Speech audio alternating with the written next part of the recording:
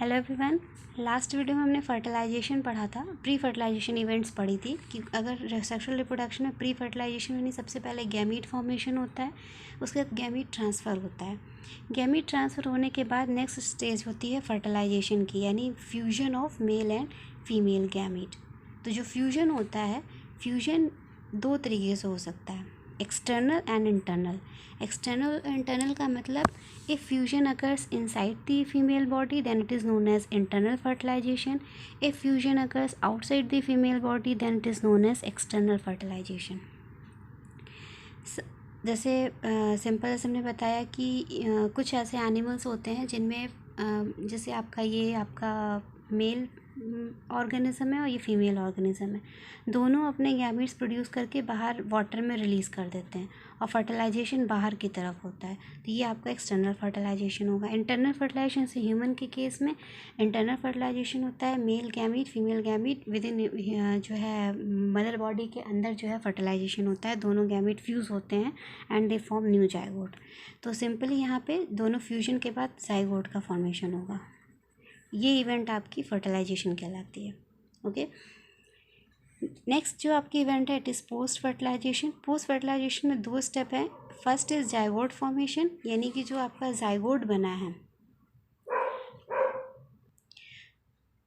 ये जाइगोट आपका बना है, कब बना है? जब फर्टिलाइजेशन का प्रोसेस हुआ है। तो आफ्टर फर्टिलाइजेशन का जो रिज़ल्ट क्या है, जाइगोट बना है। जाइगोट ये एक वाइटल लिंक है बिटवीन जो आपका जो ऑफस्प्रिंग प्रोड्यूस, जो आप एक जनरेशन से दूसरे जनरेशन के बीच की एक इम्पॉर्टेंट लिंक है, जिसमें सिंपली क्या होता है कि it ensures the continuity of species between the organism of one generation to the next. ठीक है, तो सिंपली जाइगोट फॉर्मेशन हुआ। जाइगोट फॉर्मेशन आपको पता है, जब इसमें सेल डिवीजन स्टार्ट हो जाता है, सेल डिवीजन स्टार्ट हो जाएगा तो इस केस में इसको हम एम्ब्रियो कहते हैं। ये आपकी एम्ब्रियोजेनेसिस का प्रोसेस होगा। ठीक है, तो यानी जाइगोट में सिंपली क्या होता है, zygote is simply double cell stage. ठीक है, इसमें सिंपली डबल क्रोमोसोम्स जो है प्रेजेंट होते हैं, पेयर से प्रेजेंट होते हैं। तो यहाँ जो जाइगोट प्रेजेंट है ये सपोज 2n स्टेज में है। अब ये अपने चारों तरफ प्रोटेक्टिंग कवरिंग बना लेगा ताकि एनवायरनमेंट का इफेक्ट इसके ऊपर ना पड़े। इसके बाद इसमें सेल डिवीजन स्टार्ट होता है और उसके साथ साथ एक और प्रोसेस होता है, उसको हम कहते हैं सेल डिफरेंशिएशन। सेल डिवीजन का मतलब कि सिंपली एक ये सेल है, इससे दूसरी सेल बन गई, फिर इससे दूसरी सेल बन गई, एक ही जैसी सारी सेल हैं। और डिफरेंशिएशन का मतलब होता है कि पर्टिकुलर सेल पर्टिकुलर फंक्शन के लिए स्पेशलाइज्ड हो जाती है। ठीक है, जैसे सेल ही हैं, जैसे प्लांट में आपने टिश्यू पढ़ा होगा, तो प्लांट में सेल ही हैं जो आपकी ब्लड सेल्स भी सेल्स हैं। ठीक है, और आपका जो है बोन्स जो फॉर्मेशन करती हैं ऑस्टियोब्लास्ट, वो भी सेल्स हैं। टेंडन्स लिगामेंट्स जो नर्व फाइबर्स बनाती, नर्व फाइबर्स भी सेल्स हैं, सारी सेल्स हैं। बट सबका फंक्शन सबका वेरी करता है। क्यों? क्योंकि हर सेल आफ्टर डिवीजन होने के बाद वो पर्टिकुलर फंक्शन के लिए स्पेशलाइज्ड हो जाती है। इसी प्रोसेस को हम डिफरेंशिएशन कहते हैं। मतलब पहले सेल्स नंबर में बढ़ेंगी, उसके बाद हर सेल का अपना अपना फंक्शन होगा, हर एक अपने अपने फंक्शन के लिए स्पेशलाइज्ड हो जाती हैं। तो नेक्स्ट जो जाइगोट में स्टेप होता है, इसको हम मीन्स सेल डिवीजन और उसके बाद उसका सेल डिफरेंशिएशन।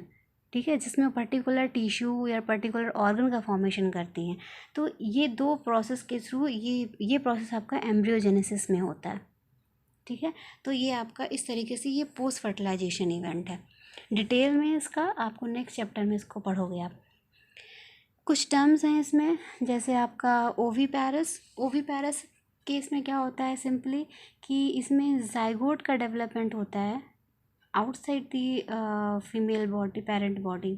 ठीक है, यानी इसमें जाइगोट जो भी जाइगोट बनेगा फीमेल बॉडी के बाहर वो जो है रिलीज़ कर दिया जाएगा और इस तरीके इसमें एग फॉर्मेशन होता है। सिंपली हम कह सकते हैं एग लेइंग जो है एनिमल्स या ऑर्गेनिजम्स होते हैं। Oviparous are the egg laying organism जो एग ले करते हैं। विविपेरस वो ऑर्गेनिज्म है जो यंग वन प्रोड्यूस करते हैं। इनमें पूरा डेवलपमेंट फीमेल बॉडी के अंदर होता है। जब पूरी तरह से जो फीटस होता है मैच्योर होता है तभी वो बाहर पार्चुरेशन होता है, बाहर आता है। ओविविपेरस के केस में क्या होता है कि इसमें फीमेल जो होती है वो एग रिटेन किए रहती है आफ्टर इंटरनल फर्टिलाइजेशन और जब वो until they are ready to hatch means until जब तक एग जो है वो हैच नहीं होने लगते हैं तब तक वो अपनी बॉडी के अंदर उसको रिटेन किए रहती है और उसके बाद वो उसको बाहर रिलीज़ कर देती है। इस प्रोसेस को हम ओविविविपेरस कहते हैं।